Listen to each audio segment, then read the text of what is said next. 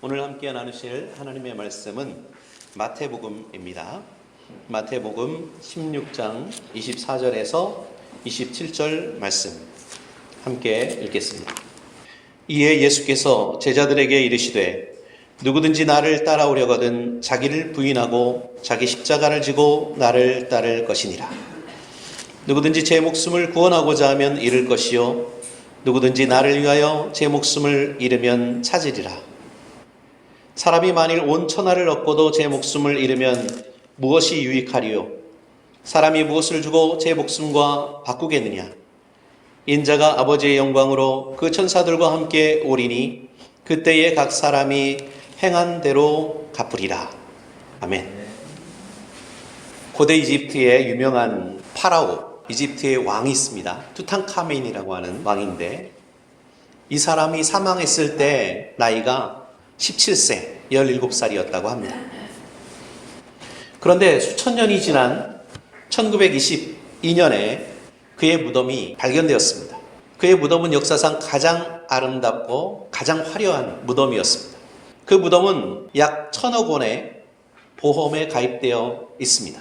그의 무덤 안에는 수많은 부화가 있는데 거기에는 순금 마차가 있고 한 1,000여 개의 황금 유물로 가득 차 있었기 때문에 아마 지금은 보험료가 훨씬 더 커졌을 거다, 많아졌을 거다라고 생각합니다. 그의 시신은 3개의 관으로 쌓여져 있는데 그의 몸을 담고 있는 첫 번째 관은 100kg에 육박하는 순금으로 만들어졌습니다. 그 시신을 거의 한 3,000년 동안 보존시킨 관에 그는 묻혀져 있었습니다. 그는 어마어마한 가치의 보석으로 가득 찬 무덤에 머물렀지만 그럼에도 불구하고 그가 가져갈 수 있는 보화는 하나도 없었습니다. 바로 이러한 인생의 이치를 마태복음 16장 26절은 이렇게 말씀하고 있죠. 사람이 만일 온 천하를 얻고도 제 목숨을 잃으면 무엇이 유익하리요? 사람이 무엇을 주고 제 목숨과 바꾸겠느냐? 라고 말씀하고 있습니다. 그러므로 우리는 가장 소중한 우리의 생명을, 우리의 목숨을 보존하기 위해서 노력해야 하겠죠. 열심히 운동도 하고 또 열심히 관리를 해야 됩니다. 그런데 우리의 육신은 우리가 열심히 잘 관리하고 보존하면 한 100년 동안은 보존할 수 있을 겁니다. 하지만 우리의 영적인 생명을 지키면 우리는 영생을 누리게 됩니다.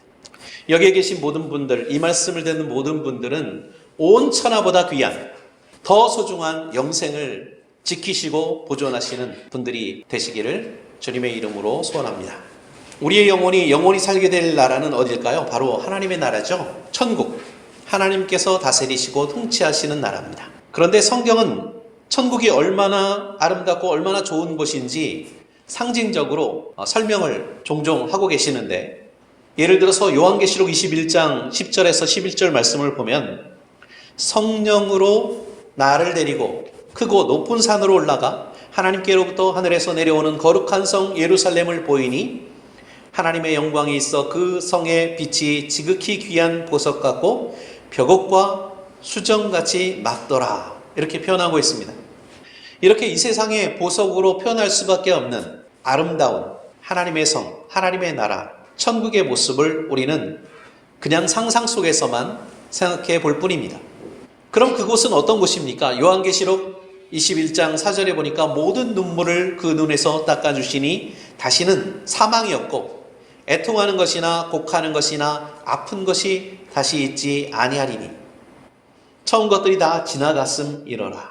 더 이상 죽음으로 인해서 누군가의 죽음 때문에 우리가 슬퍼하거나 고통스러워하거나 마음이 아프거나 눈물을 흘릴 일이 없는 곳입니다. 거기는 어떤 질병 때문에 우리가 치료를 받거나 수술을 받거나 고통을 받을 필요가 없는 곳입니다. 그래서 천국은 우리가 상상하는 것 그 이상, 우리가 상상할 수 있는 것 어떤 것보다도 더 아름답고 더 행복하고 더 완전한 곳이라고 말씀하고 있습니다. 우리 모두는 지금 당장이라도 천국에 가고 싶죠. 지금 이 순간 천국에 갈 수 있다면 얼마나 좋을까요? 근데 모든 사람이 원하는 때에 천국에 갈 수 있는 것은 아닙니다. 만일 천국을 돈을 주고 살 수가 있다면 사람이 온 천하를 주고도 가기가 어렵다는 거예요. 온 천하를 얻고도 제 목숨을 잃으면 무엇이 유익하리요? 사람이 무엇을 주고 제 목숨과 바꾸겠느냐라는 이 말씀은 아마 우리의 생명을 돈을 주고 살 수 있다면 우리에게 주어지지 않았을 겁니다. 천국은 온 천하를 다 주고도 살 수 없는 곳이다. 이렇게 말씀하고 있습니다. 예수님이 살던 당시에는 그런 믿음이 있었습니다. 오직 부유한 사람들만이, 부자들만이 천국에 갈 수 있다. 왜 사람들은 그렇게 믿었을까요? 이렇게 논리적으로 설명을 했다고 합니다. 하나님께서 복을 주시지 않으면 부자가 될 수 없지 않느냐. 그럼 하나님께서 복을 주셨다는 것은 그 사람이 하나님의 복을 받을 만큼 하나님께 인정받는 사람이라는 얘기가 아니냐. 상당히 논리적이지 않습니까? 그럴듯합니다. 하지만 이 논리에는 오류가 있죠. 어떤 오류가 있습니까? 하나님의 복과 물질적인 부는 반드시 동일한 가치가 아니라는 겁니다. 그래서 예수님께서는 누가복음 18장 25절에 이 사실에 대해서, 이러한 믿음에 대해서 다른 말씀을 주시고 있죠. 낙타가 바늘귀로 들어가는 것이 부자가 하나님 나라에 들어가는 것보다 쉬우니라. 낙타가 바늘구멍으로 들어갈 수 있습니까? 거의 불가능하잖아요. 그런데 부자가 천국 가는 것보다 그게 더 쉽다는 거예요. 그 이야기는 부자가 천국 가는 게 그만큼 어렵다는 거죠. 그렇다면 사람이 무엇을 주고 제 목숨을 바꾸겠느냐라고 하는 이 예수님의 말씀은 무슨 뜻일까요? 만일 우리가 천국에 가는 길을, 천국에 가는 티켓을 돈을 주고 살 수가 없다면 도대체 우리는 무엇으로 하나님 나라에 들어갈 수 있을까요? 중세시대에 성 베드로 성당을 설립하기 위해서 교황이 면죄부 혹은 면벌부라고 하는 티켓을 판 적이 있습니다. 사제 중에 한 명이었을 겁니다. 테첼이라고 하는 사람을 영업을 시켰어요. 천국에 가려면 이 티켓을 사야 된다. 전 유럽을 다니면서 사람들에게 그 티켓을 팔았습니다. 이 질문에 대한 해답이 바로 앞구절인 24절과 25절에 있습니다. 이에 예수께서 제자들에게 이르시되 누구든지 나를 따라오려거든 자기를 부인하고 자기 십자가를 짓고 나를 따를 것이니라. 누구든지 제 목숨을 구원하고자 하면 잃을 것이요 누구든지 나를 위하여 제 목숨을 잃으면 찾으리라. 자, 여기에서 요구하는 것은 세 가지입니다. 첫째로 자기를 부인해야 된다. 두 번째로 자기 십자가를 져야 된다. 세 번째로 예수님을 따라가야 한다. 이게 바로 주님께서 우리에게 주시는 천국에 갈 수 있는 조건이에요. 여러분, 하나님의 사랑과 은혜는 얼마나 큰 가치가 있을까요? 하나님의 사랑과 은혜를 우리가 어떻게 감히 값으로 따질 수가 있겠습니까? 그만큼 무한한 가치가 있는 거죠. 그런데 그 무한한 가치가 있는 하나님의 사랑과 은혜, 도저히 값으로 따질 수 없는 그것을 하나님은 우리에게 공짜로 주셨어요. 우리에게 주실 때는 그것을 프리, 그냥 주신 거예요. 예수님이 십자가에 달려 죽으신 사건은, 그리고 사흘 만에 부활하신 사건은 과거와 현재와 미래를 살아가게 돼요. 모든 인류와 모든 사람들을 위한 것입니다. 하나님 우리에게 어떤 조건도 대가도 요구하지 않으신 채로 그냥 먼저 주신 거예요. 우리가 태어나기도 전에. 우리는 그 하나님의 사랑과 은혜를 사기 위해서 아무것도 할 수가 없습니다. 그러나 예수님을 따르기 위해서 우리의 모든 것을 다 내어드려야만 합니다. 십자가는 죽음의 의미가 있습니다. 십자가는 당시에 가장 지독한 사형 틀이었습니다. 자기의 십자가를 지라 라고 하는 이 말씀이 어떤 의미가 있을까? 이 말씀은 곧 우리 자신을 죽이라는 거죠. 우리 자신의 삶에서 욕망과 욕심과 주도권을 내려놓으라는 것입니다. 우리 삶의 주도권을 하나님께, 주님께, 예수님께 내어드리라는 겁니다.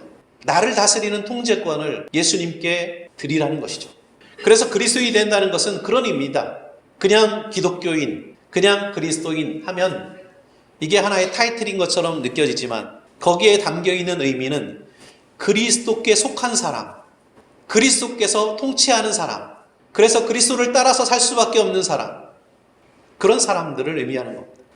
지금까지 내가 나의 인생의 주인이었다고 한다면 이제는 나의 인생의 주인이 바로 예수님입니다. 예수 그리스도입니다 라고 고백하는 사람이 바로 그리스도인이라는 것입니다. 그리고 세례가 의미하는 것은 바로 그 죽음을 상징하는 것입니다. 우리는 물속에 그리스도와 함께 묻힌 존재가 되는 겁니다. 그리고 이제는 예수님께서 나를 대신해서 사시는 것이고 내가 예수님을 대신해서 사는 겁니다. 예수님은 그 피를 흘려서 그 피값으로 나를 사셨고 나를 구원하시기 위해 대신 죽으셨습니다. 왜? 왜 예수님은 이 모든 것을 지불해 주셨을까요? 우리를 사랑하시기 때문에. 그럼 우리는 하나님께서 그 값으로 따질 수 없는 그 큰 사랑과 은혜를 주셨기 때문에 무엇으로도 그걸 갚을 수 있는 능력도 없고요. 길이 없는 거예요. 하지만 우리 마음은 빚이 있는 거예요. 사랑의 빚이 있는 거예요. 평생 갚아도 다 갚을 수 없는 그 빚을 우리는 지고 있는 것입니다. 우리는 우리의 시간과 우리의 재능과 우리의 물질을 빚을 내서 지금 사용을 하고 있는 것입니다. 중요한 것은 우리는 하나님께서 주신 이 시간과 재능과 물질을 빌려서 사용하는 사람들이다. 그것을 기억하는 것이 중요합니다. 그리고 하나님의 것을 돌려드리는 것, 그것이 바로 우리의 의무죠. 우리는 주님께 우리의 시간을 드릴 수가 있습니다. 이렇게 주일날 눈도 내리고 날씨도 춥고 길도 미끄럽고 하지만 그럼에도 불구하고 하나님 앞에 나와서 예배드리고 또 여러 가지 하고 싶은 일도 말고 가고 싶은 곳도 있지만 그 모든 욕망을 내려놓고 이렇게 하나님 앞에 우리의 시간을 드리는, 이것이 바로 하나님께서 우리에게 주신 시간을 갚는 거예요. 우리가 주님과 주님의 교회를 위해서 봉사하는 것도 역시 우리의 시간과 재능을 하나님 앞에 드리는 것입니다. 우리가 주일마다 작정한 대로 계획한 대로 하나님 앞에 예물을 드리잖아요. 그것도 역시 하나님께서 우리에게 베푸신 것들을 또 갚는 그 과정입니다. 어떤 교회들은 수입의 11조를 반드시 하나님 앞에 드려야 된다라고 가르치고 강조하고 있습니다. 어떤 청년이 교회에서 11조를 반드시 드려야 된다라고 하니까 그러면은 내 시간도 하나님께서 주신 것이니까 저희 시간의 11조도 하나님 앞에 드리겠습니다 라고 생각을 했다고 합니다. 그래서 일주일이 168시간이잖아요. 그러니까 그 10분의 1은 몇 시간입니까? 16.8시간. 약 17시간 정도 되니까 이 시간을 다 하나님 앞에 드리기 위해서 고민을 했습니다. 그래서 열심히 예배에도 참석하고 성경 공부도 참석하고 모든 모임에 참석을 하고 그리고 한 80불 정도가 남는 거예요. 그래서 그 부분을 채우기 위해서 성경 공부를 하고 그리고 또 따로 기도 시간을 만들어서 기도를 하나님 앞에 했다라고 하는 그런 내용을 한 기독교 신문에서 읽은 적이 있는데, 오늘 제가 말씀드리려고 하는 것은 11조를 바쳐야 된다라고 하는 말씀을 드리는 게 아닙니다. 11조에 대한 명령은 이스라엘 백성에게 주어진 것이지 모든 그리스도인들에게 주어진 명령은 아니에요. 그리스도인들은 우리의 마음에 정한 대로 자원하는 마음으로 하나님 앞에 드려야 된다라고 가르침을 받고 있습니다. 그러나 중요한 것은 무엇입니까? 하나님을 향한 우리의 마음과 우리의 사랑, 그것을 하나님께 마땅히 드려야 된다는 것. 나아가서 우리의 모든 시간과 우리의 모든 물질이 하나님의 소유이고 주님께 속한 것이다 라고 하는 그 사실을 기억해야만 한다는 것입니다. 여기에 계신 분들, 또 이 말씀을 듣고 계신 모든 분들은 지난 1년간 하나님을 위해서, 예수님을 위해서, 교회를 섬기기 위해서 많은 시간과 재능과 물질을 드린 분들이라는 사실을 저는 잘 알고 있습니다. 그래서 여러분의 수고와 또 여러분의 헌신에 박수를 보냅니다. 사실 교회 일이라고 하는 것을 할 때 공평하게 모든 분들이 똑같은 분량으로 하면 참 좋겠지만, 근데 교회 일이라는 게 반드시 그렇게 되는 것만은 아니죠. 어느 교회든지 소수의 헌신과 더 많은 희생으로 유지되어 간다라고 하는 사실을 저는 잘 알고 있습니다. 여러분은 하나님께 갚아야 될 빚이 있다고 생각하신 적이 있습니까? 여러분이 가지고 있는 시간과 재능과 물질 가운데 하나님께서 나에게 빌려주셨습니다, 빌려주셨다라고 생각하는 부분이 얼마나 되시나요? 나의 소유 가운데 10%? 그 정도는 하나님의 것이다 라고 생각하시고 있나요? 근데 안타깝게도 이 11조를 내라고 강조하고 가르치는 교회들은 최소한 10%는 하나님의 것이라고 생각하고 하나님께 드리려고 노력하지만, 그렇지 않은 교회, 11조를 강조하지 않거나 가르치지 않는 교회에서는 오히려 이게 다 내 거 아닌가? 100%가 내 거라고 생각하는 경향이 있다는 거예요. 우리가 반드시 분명히 기억해야 할 것은 무엇일까요? 그리스도인들은 11조를 명령받지 않았다는 거예요. 구약 성경을 우리가 읽어보면 하나님께서 모세를 통해 이스라엘 백성에게 주신 그 율법 가운데 분명히 11조의 법이 있습니다. 11조를 강조했고, 또 모세가 태어나기 한참 전 아브람 역시 멜기세덱이라고 하는 제사장에게 11조를 바치는 모범을 보여주었고, 또 그것이 성경에 기록되어 있어요. 심지어 예수님도 바리새인들의 가식적인 행위는 정죄하시지만 그러나 11조에 충실했던 그거는 부분적으로 칭찬하십니다. 우리는 11조를 하라는 율법적인 명령을 받지 않았습니다. 그러나 구약의 11조 제도는 하나님의 백성이 어떤 자세로 물질을 관리해야 되는지에 대해서, 하나님께서 맡겨주신 그 물질에 대해서 어떻게 우리가 감사의 마음을 표현해야 되는지에 대해서 보여주는 하나의 좋은 신뢰가 되는 거죠. 주일에 우리가 하나님께 드리는 헌금이나 연보는 사람에게 내는 것은 아닙니다. 이것은 하나님께 드리는 것입니다. 하나님께서 우리에게 베풀어 주시고 우리에게 부어 주시고 우리를 위해 마련해 주신 우리 삶의 여건과 또 생활, 그 모든 부분에 대해서 이 모든 것은 하나님께서 주신 것이고 하나님의 소유입니다 라고 하는 고백을 하는 거예요.